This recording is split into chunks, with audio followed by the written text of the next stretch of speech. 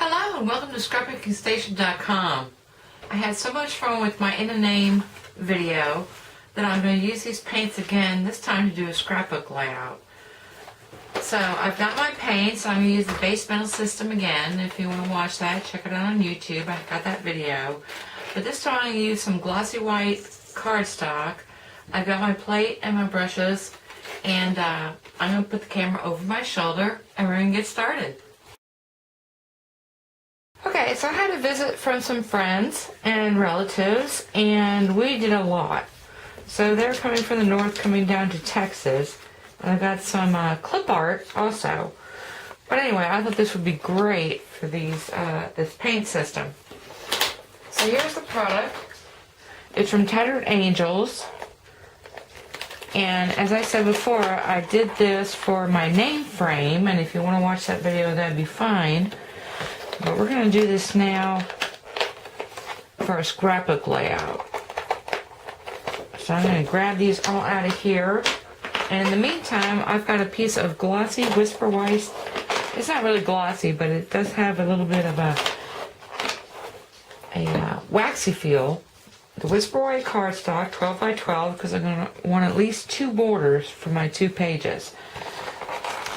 And then I've also got my wax paper out that I'm going to sparkle and then do a panel, because I'm going to need a lot of tags because there's a lot going on the scrapbook page. Okay, so first we're going to shake up. This is the soft pewter glaze, and I've since the last video found a fan brush, so I'm going to go ahead and use that so I can get that all over the page.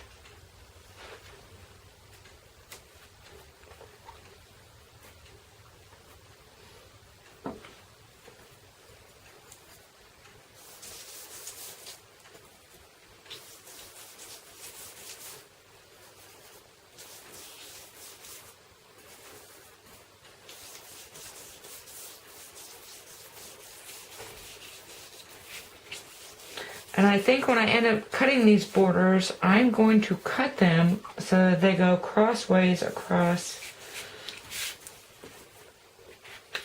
this. I think that was going to be necessary.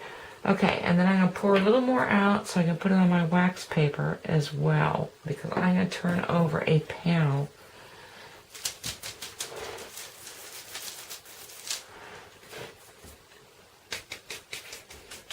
And then just to add a little interest. Okay, and that's the first step. It's a 4-step process, very fast, very easy. Ooh, lost my cap.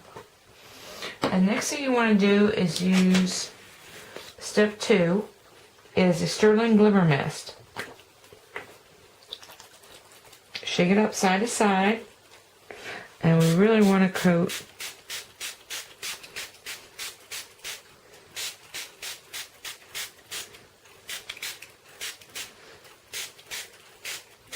you see them pooling, and again I'm working on my wax paper over there to the right, so you probably don't see that. And the next step is to use iron. Now I'm going to use a little iron because I don't want a whole bunch of black. It does really turn out black, so, and that's enough. And then I am going to go with brown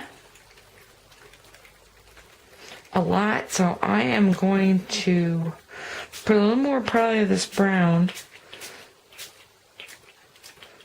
than you normally would. It's called Decadence.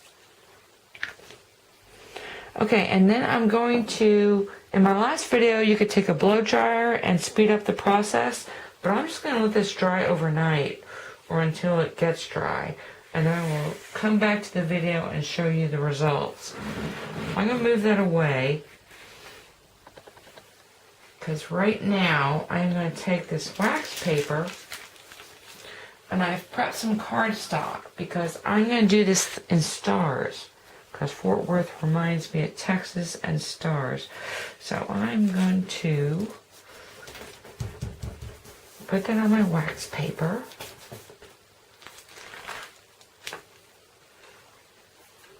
And just right down a little bit, and a little bit more. Just in case I need to do some journaling and whatnot. So I will have this panel ready. Actually, I like that so much. I've got another panel. So I am going to do it again.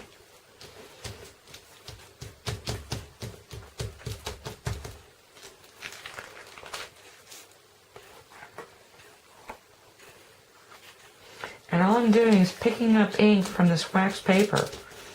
Or, it's not ink, whatever this is. These metals. And, gosh, maybe I want a little more silver. So I am going to, spilled some. So I'll pick up some of that silver.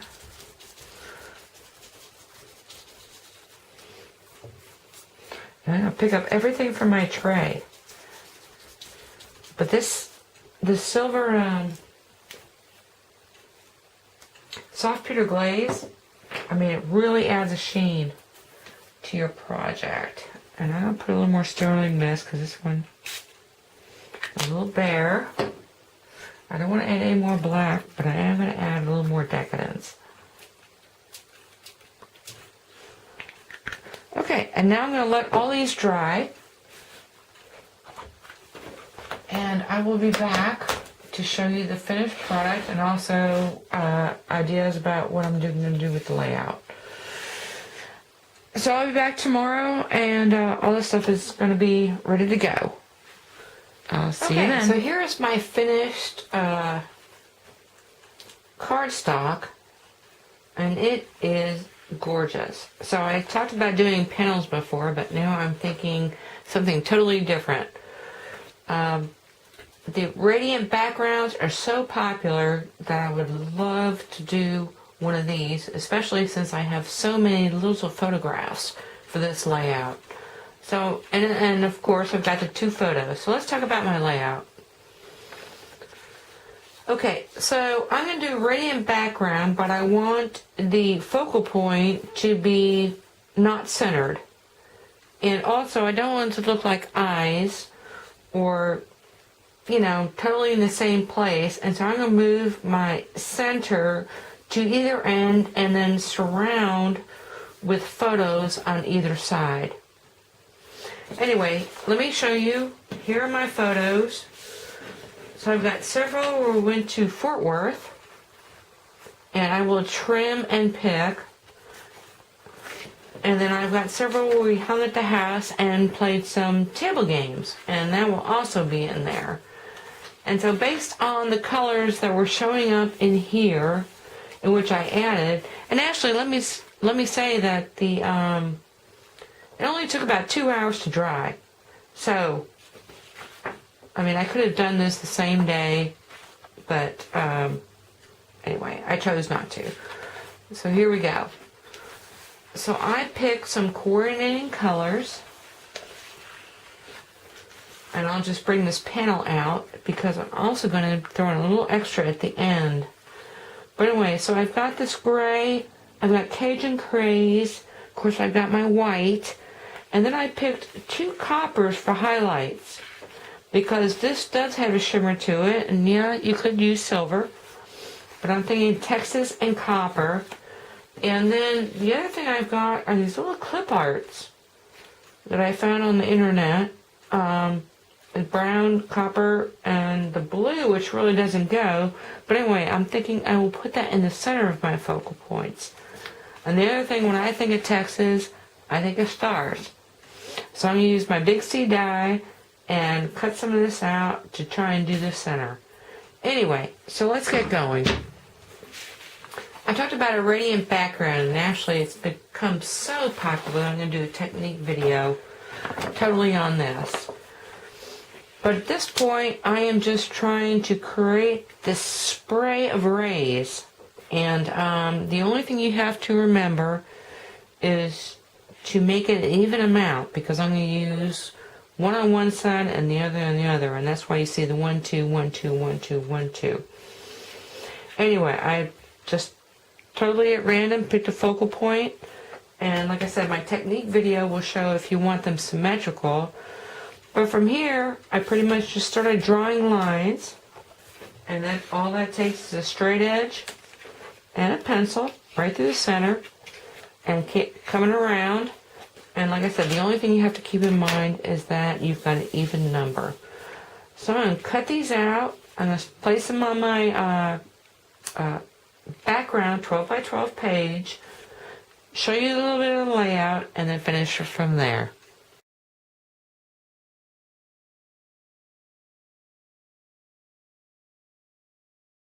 Okay, and here we are at the finished layout.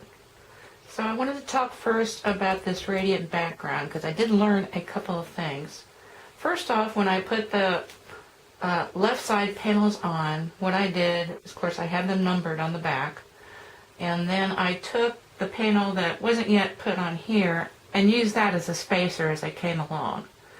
Now, if I had been thinking, what I would have done before I cut these strips out is I would have marked the center, laid it on top of here, so I would have had a center point on the background cardstock, and that would have made it a little bit easier to line these up. Because on the second panel, now these were glued down, so I couldn't use these as spacers.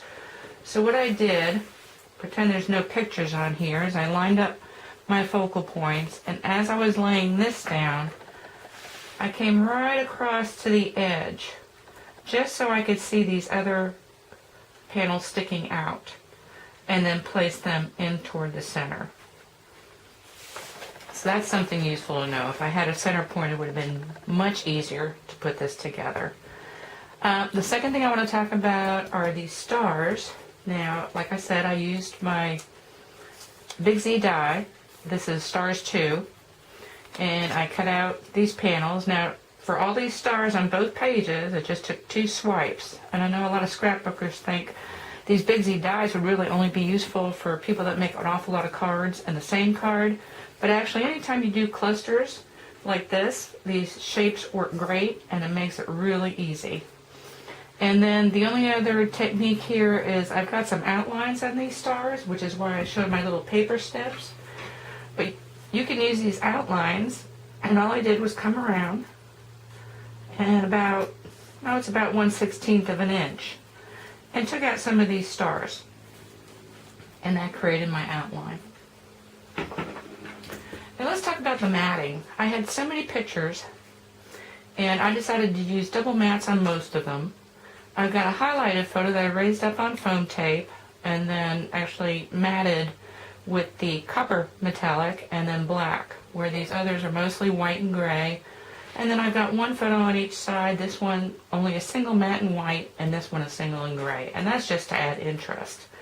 Now when you've got this many photos, what I like to do is measure to the nearest 1/4 inch, and that just makes creating the mats a lot easier, because then you know you just extend out a 1/4 inch in length and width, and then you've got a 1/8 border all the way around.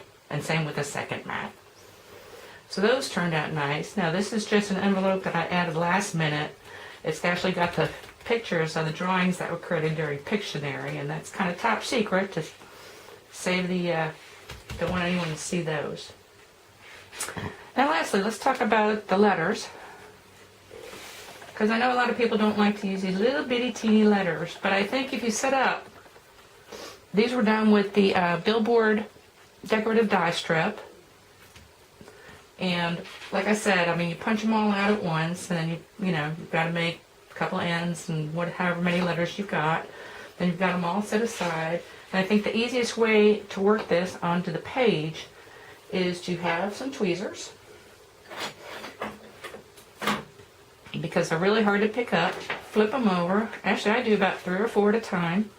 Glue them, and in this case, I used this really thin tip Tombow glue, multi-purpose glue, liquid glue, because you can actually shift it a little bit. So you glue the back and then flip it over.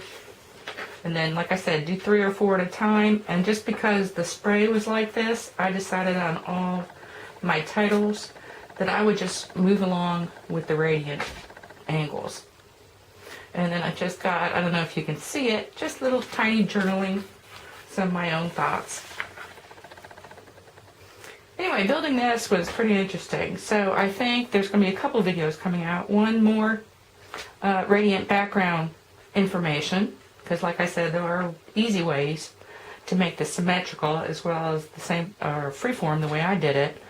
And then also I'm probably going to have a techniques video on these BIGZ dies, because they are really handy to have, and there's just an awful lot you can do other than just cutting out star shapes. So look for those. Anyway, I hope you took something away with you that you can use in your own scrapbooking. I am going to follow up with some photos, close-ups of these pages if you want to take a closer look. And again, thanks for watching.